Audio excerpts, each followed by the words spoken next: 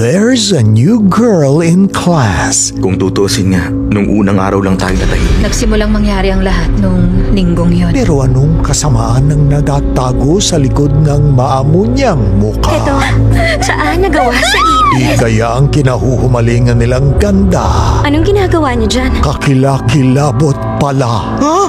Tomie A. Beginning ngayong Saturday 10 p.m. sa Screams on Screen ng Heart of Asia.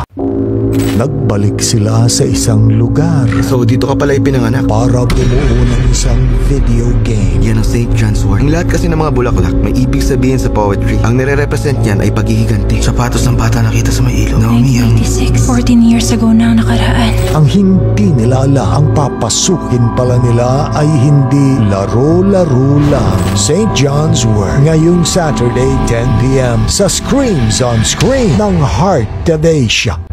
Mahilig ka ba sa comics?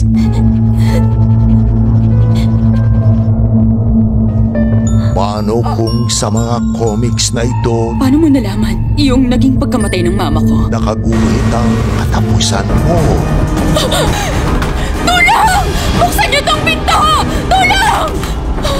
Killer Tune ngayong Saturday 10 p.m.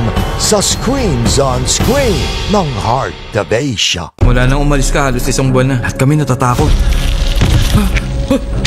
May mga kababalaghang nagaganap sa kanilang bayan. Hindi totoo na isinumpa ako! Kaya huwag niyo akong sisisihin sa mga nangyayaring ito! Ano ang katotohanan sa likod ng hindi maipaliwanag?